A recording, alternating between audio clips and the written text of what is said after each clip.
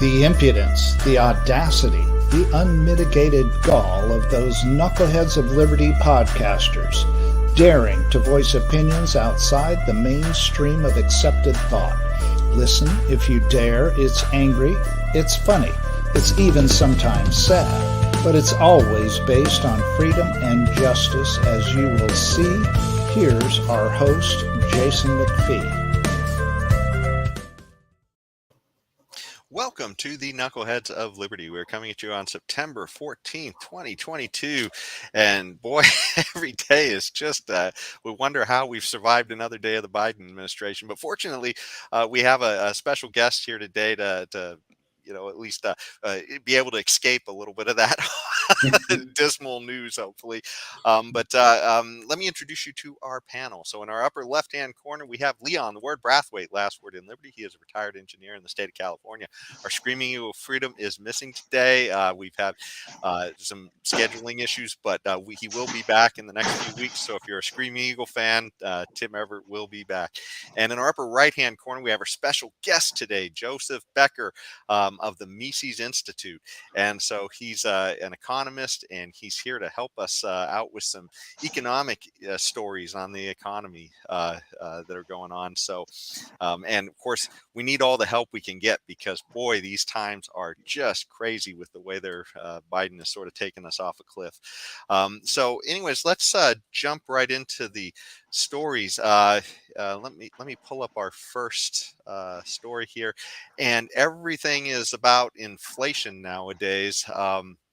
And of course, a lot of this derives from the fact that we had these crazy COVID lockdowns to cure a illness that might have been on par with the flu. We decided to lock everybody in their homes, not let people work, pay them to stay home.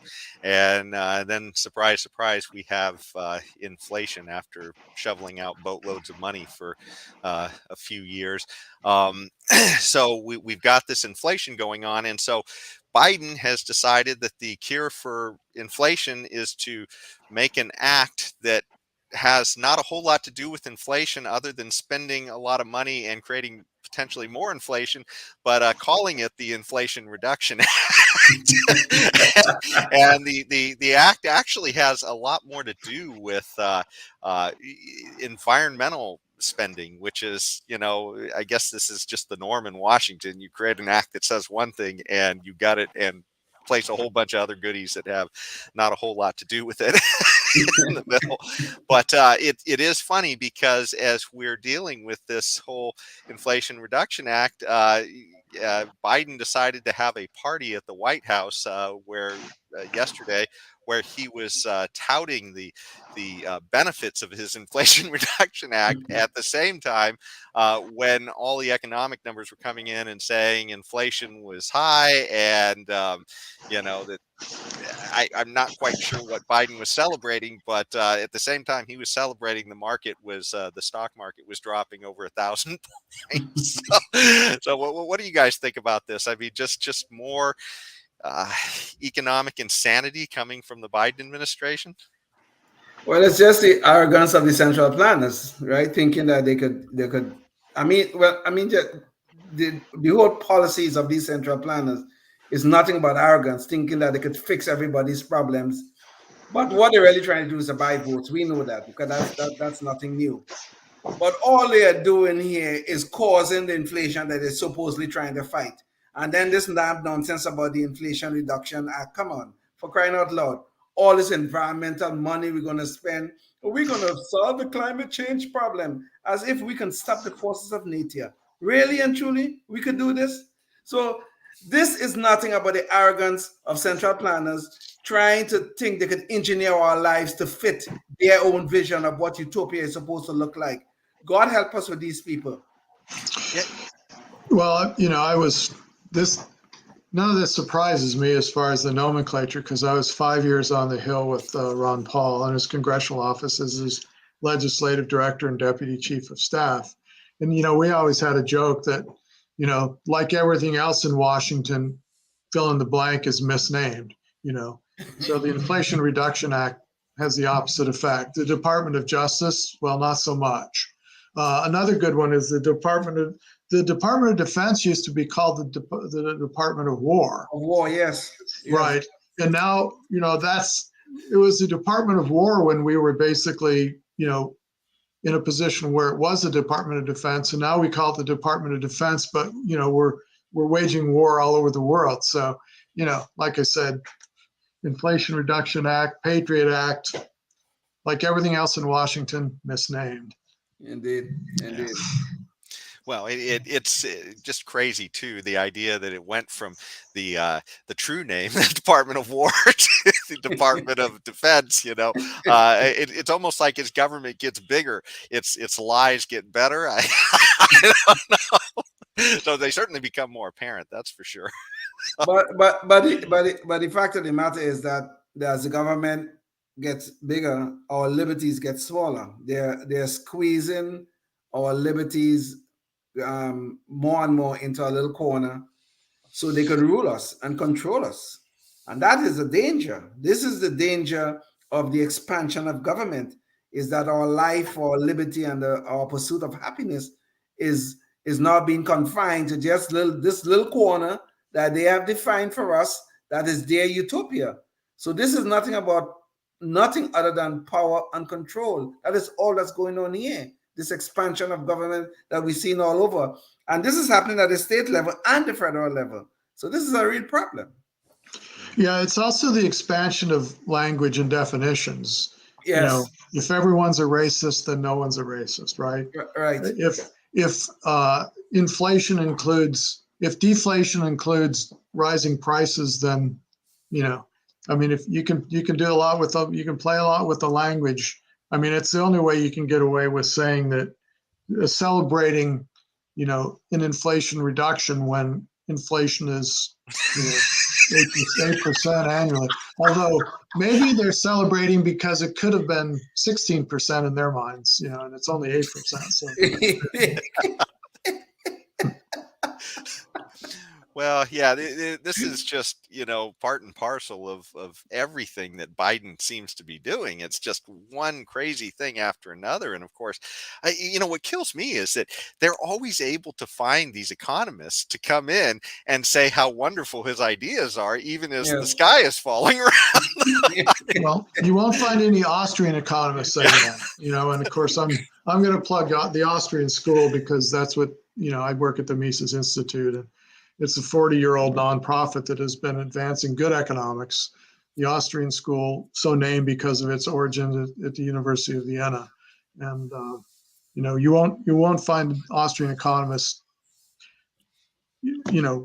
siding with the big government types, because our conclusions all lead us to less government intervention, less intervention in the monetary market, the better for society as a whole. This is truly good to hear. That Austrian economists tend not to be corrupted by the whether it's the federal money or whether it's a job in the federal government or whatever, and that kind of stuff. But I wonder if Joe, if you have seen this corruption that have been occurring, where people with liberty-minded people, they have these good intentions of trying to promote policies that promote more liberty rather than less. I wonder if you see that once you get into government, do you see this? You have worked in government, you have worked on the Hill, you said. You see this corruption where they start to become part of the system, where they start to defend the indefensible. Yeah, I think there's a lot of that. I think, Ron would say the same thing. We would look for good candidates around the country, and they'd be pretty good coming in, but, they would get easily corrupted by Washington. It was bad. There's that old movie, Mr. Smith Goes to Washington, which I think is pretty good and pretty realistic, but, not so the Austrians. And, really inflation isn't that complicated. We used the Angel Gabriel model when I was teaching undergraduate econ to talk about how if, the Angel Gabriel decides to do something wonderful for everyone, and while we're sleeping tonight, he doubles the amount of money in our wallets, are we better off? Are we worse off? Or are things roughly the same? And of course, when I would teach the undergrads, I get all kinds of different answers to that question. But I mean, if you hold everything constant and double the money supply, I mean, you're going to have more dollars chasing the same number of goods, Right. and that's going to bid up the prices. It's going to be inflationary. Now, the other lesson in the Angel Gabriel model, there are many, but the other one I would mention here is it does matter who wakes up first. Because if I wake up and figure out I got a lot of extra money and I run to the store first, I'm going to be spending my money before all the other money is chasing all those goods and before the price of goods gets bid up. And the lesson here is where the money gets injected makes a big difference, because those are the net winners, and the net losers are the people that either had no money in their wallet to start with and thus, realize no doubling a zero is still zero, right?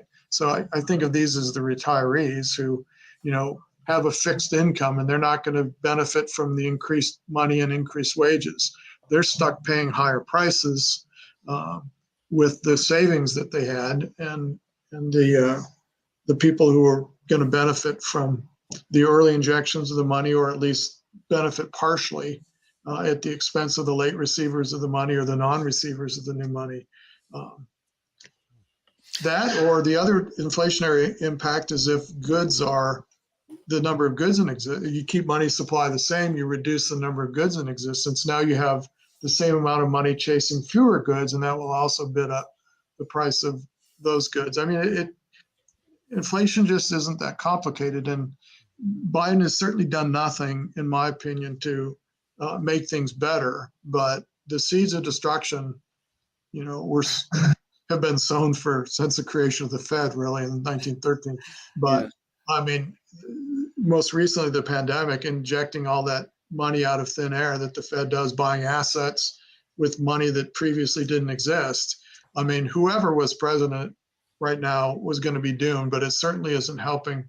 Biden certainly has done nothing to help with the supply chain problem. So you have increased money, you have fewer goods in existence, so you have more money, even more money chasing even fewer goods. This is no surprise. I love that Angel Gabriel analogy that you use, because it's not only is Biden, while they're asleep, increasing the money supply, he's literally, with his COVID policy, destroying the productivity that's out there as well. So he's working against us on both ends. And then you just have all these people who wake up with supposedly more money, but they're just euphoric and confused about why their money isn't buying them more.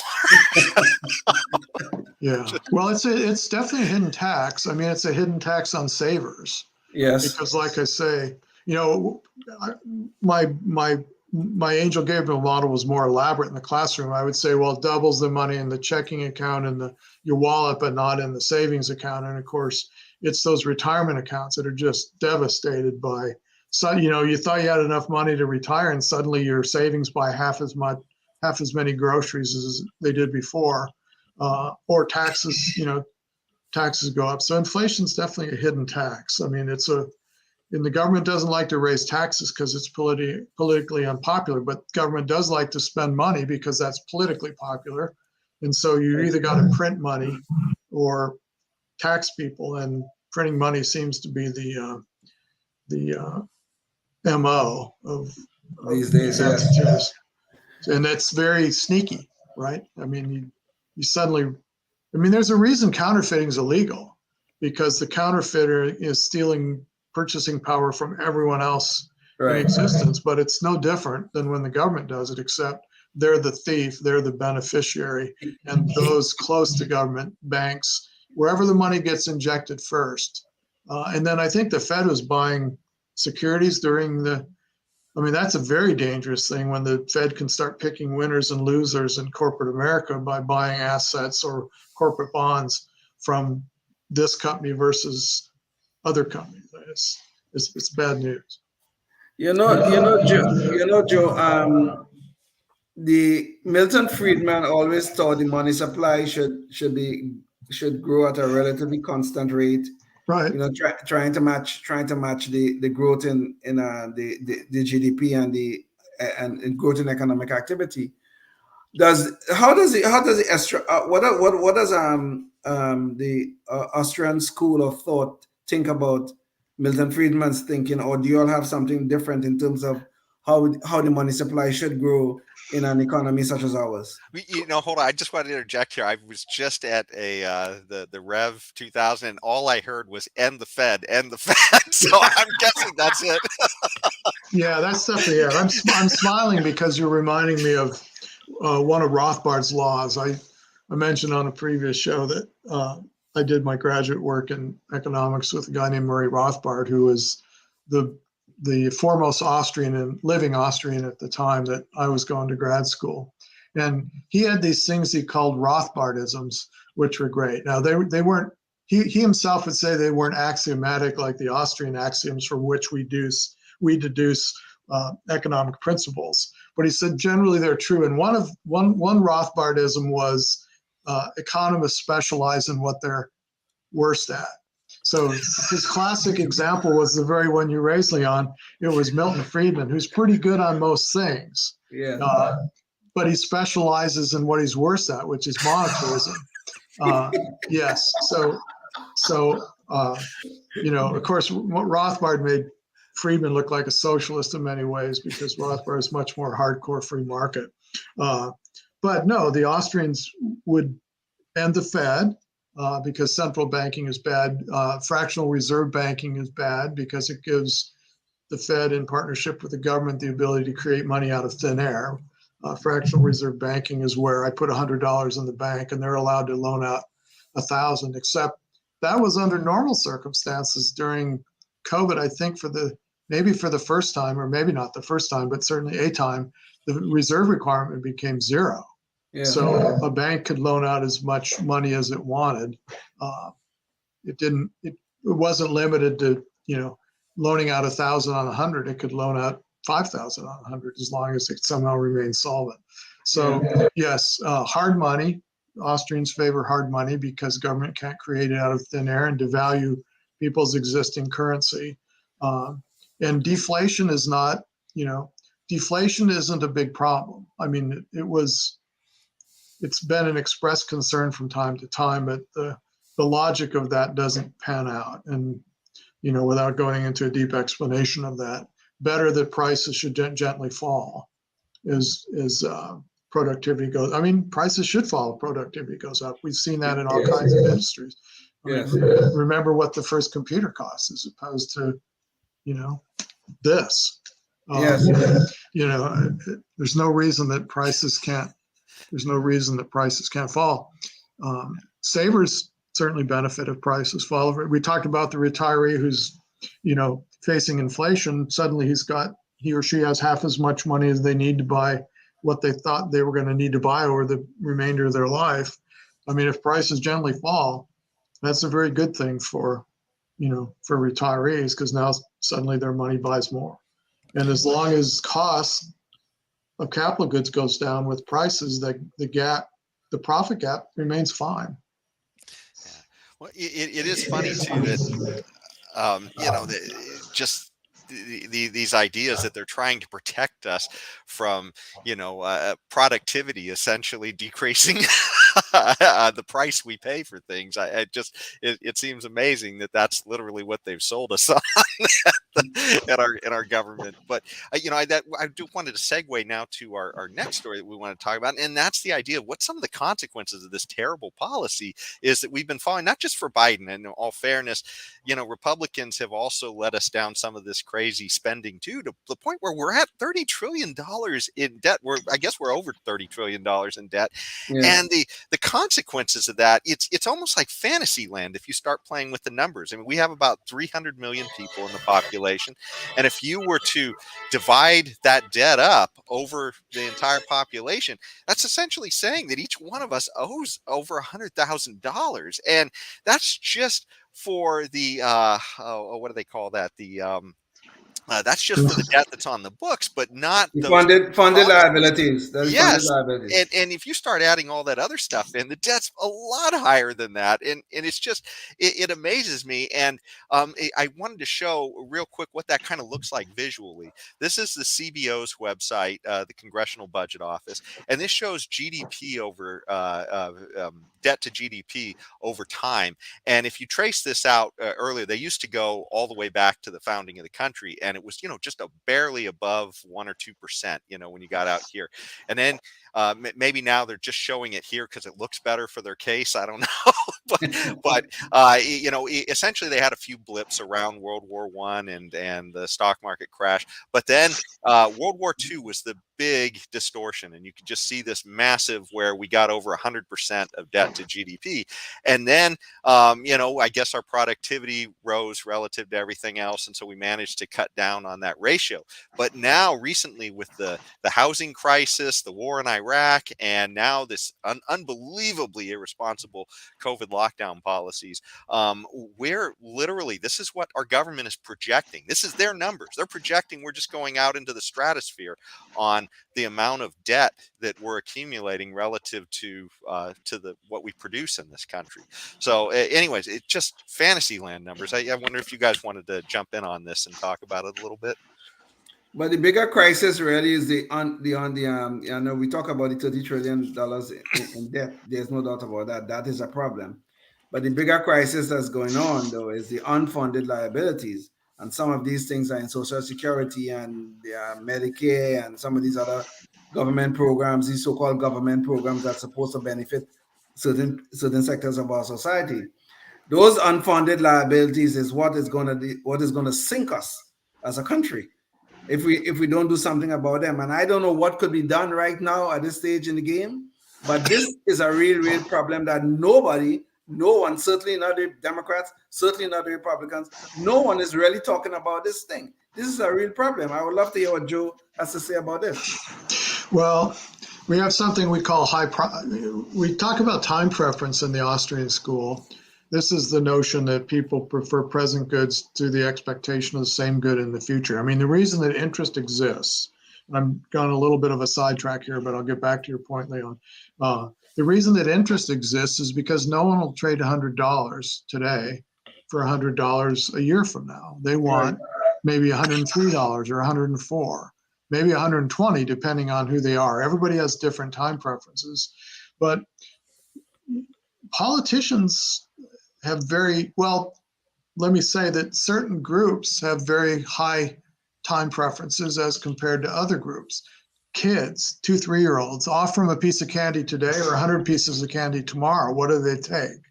They take the piece of candy today, right? Yes. Even though they could have 100 pieces tomorrow, because immediate satisfaction is very, very important to them. Criminals, the same thing. I mean, they greatly discount the ramifications of what they're doing. Well, in the days when criminals were actually prosecuted, I should say. Yes. Maybe my example is aged and arcane now. But, criminals greatly discount, even senior citizens to some extent know they're not going to be around for a real long time. So they'll be a slightly higher time preference than, lower aged people. Politicians are amongst the worst. They're as bad as the kids, right? They know their ability to stay in office is a function of what they can deliver to people today. And so they greatly discount, this impending crisis that you're talking about. There's really only one answer to the problem, and that is to cut spending. I mean, and will they do it? I mean, Ayn Rand used to talk about the cycles that you go through. You start with the age of agriculture and the age of industry, the age of envy, followed by, you start with the age of caveman, right? And then it's the age of agriculture, the age of industry, and then comes the age of envy. And then you go back to the age of caveman. So ideally, we would like to avoid returning to the age of barbarism and cavemen, which maybe weren't even all that barbaric compared to some of the other eras that we've seen. But absent government cutting spending, and there seems to be no political will because, again, the high time preference of politicians, it really doesn't seem like, this crisis can be averted. The only other thing another answer is, this hyperinflation. You create money out of thin air. You can't tax non-productive people. You got the pyramid scheme or the Ponzi scheme of Social Security. The money you think you put in an account somewhere is long ago spent. Yeah. So how are you going to tax people, a generation that doesn't really want to work, certainly not outside of their homes or whatever? How are you going to tax that low population to support these promises that you've made? Your choice is to, go back to the age of caveman or some sort of quasi-hyperinflationary thing where you print money to pay people off and devalue dollars that don't buy anything. It's a problem. Well, we'll all be millionaire cavemen. Yeah. The richest cavemen in history. I believe the country of Zimbabwe had more billionaires than anybody else ever had in the world. Only that their billionaires, their $1 billion didn't work crap anyplace else. Somebody gave me this paperweight. So are you showing us that you're a trillionaire? I just have to cut it out of the plastic. But I as I mentioned, I've taught economics classes before. I have a whole collection of these Turkish lira, various currencies from various countries that, when it's not backed by anything real, when it's not, good Austrian money, meaning backed by some commodity. Money doesn't emerge in the marketplace as paper. That takes the force of government to force people to turn in their commodity money and get something fake like this. That's what's going to happen, I'm afraid. Yeah. It's funny. I just as a little tangent, I had done a Toastmasters talk a while back on the penny, and it was because Canada was, I guess they ended their penny, but ours is very similar. And if you look at the history of the coinage over time, you can see how the penny has shrunk, how they've changed the materials in it, how they've done all kinds of things debasing the value of it. And in a lot of countries, these currencies, these low denominations, they just disappear because they inflate them out of existence. So it's crazy. Yes. Well, the other thing that happens, which is a good example, is the value of the copper and the penny, at least the old ones, when they were made out of copper, greatly exceeds the value of the penny. Yes. So this is a Gresham's law thing, right? Where real money makes bad money disappear. So if it's only worth a penny, which doesn't buy anything, but I can buy 3 cents worth of stuff if I just melt it down, which of course is illegal. I'm not recommending it. But it's a perfect demonstration of, and there's also a restaurant, I forget where it is. It's somewhere in Wisconsin where they have prices if you pay in pre-1964 coins. And it's a burger restaurant. You can find it if you Google it, I'm sure. But like a hamburger is 10 cents if you use a Mercury dime. But, if you use dollars, it's $2.50. It's funny, as a piece of trivia on this as well. When I was doing this little study, it actually might surprise people, but if you walk out of the country with, I believe it's $5 in pennies, or if you ship $100 in pennies, you've actually broken the law. They had to put laws on the books over these things because otherwise you'd have this kind of this arbitrage situation where literally you're creating these pennies that are much more valuable for the material than what they can purchase. So they want to make sure that people don't just start a business of shipping them all out of the country and melting them down. It's just insane. Wow. So, I wasn't aware. This doesn't surprise me because of what I said, but I wasn't aware that was technically true. Well, Well, it just shows you where we can go, when planners get busy. You know?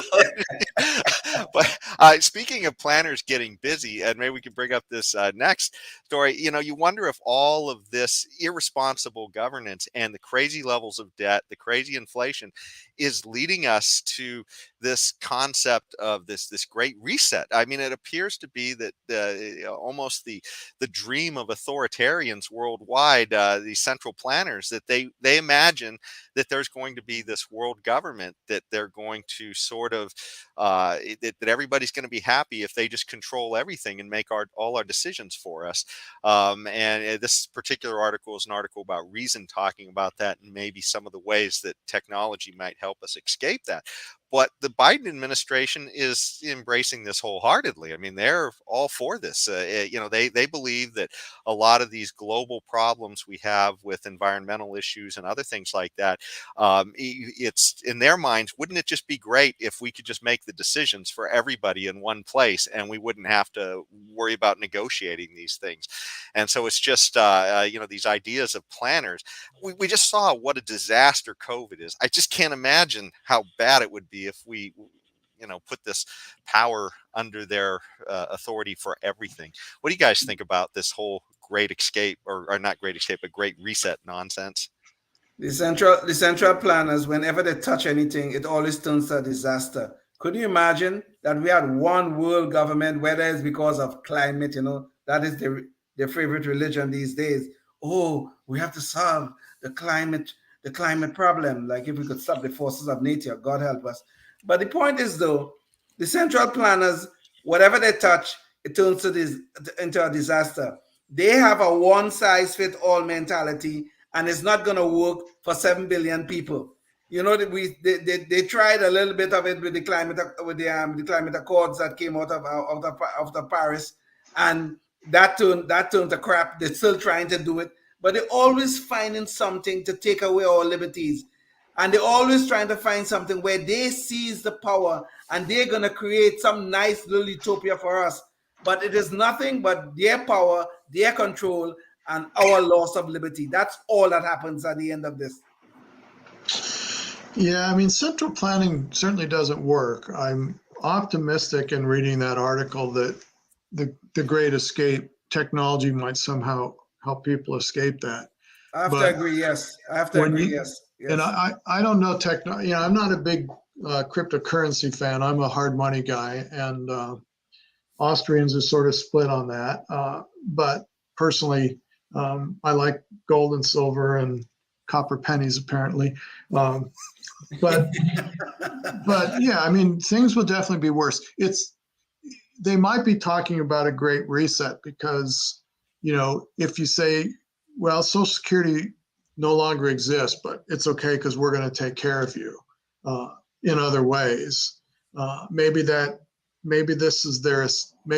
government's escape from all the promises they've made that they can no longer keep. I mean, the Soviet Union only lasted as long as it did because they had free market economies to base costs on. But if there's no market anywhere, I mean, as Leon said, it will be an absolute disaster. There is a matter of who has the guns, right? Yes. So if government has the guns and things are bad, that's bad for the population. So, I try and be an optimist, but these things are very troubling. Indeed, but I totally agree with you, Jude, about the issue about technology and helping us escape some of the effects of this supposedly great reset. I really believe technology will help us solve some of these problems. So I'm a little bit optimistic like you, despite my earlier statements. But I do have some optimism within my spirit. Yeah, I did pick up on that one thing you said, Joe, too, that the idea that if you put everything under one place, it sounded like you were saying there's no market to gauge what anything is worth at that point. Right. I recall hearing a talk a long time ago about the idea that in the Soviet Union, at least they could look at other markets to figure out what things were worth. Right. I mean, it's another Misesian thing, Mises Institute again, about calculation in this socialist countries. And, if you imagine that you want to build a train track from point A to point B, and there's a mountain in between, how do you decide whether to go around the mountain or whether to go through it? You need to know the cost of the inputs in order to figure out whether it makes more sense to use dynamite to blast the tunnel, or whether it makes you just lay more track and go around. Absent calculation, absent knowing the relative prices and values of things, you can never make that kind of decision. And you can never know as a company whether you have a profit or loss, because you never know if the cost of the inputs exceed the revenue of the output. And as you mentioned, there are examples where socialist countries have relied upon the value of things as determined by other markets. But if there's no other market, if we're talking about one world's government central planning, I mean, we're necessarily poor. And as a deductive economist, I can say that's necessarily true.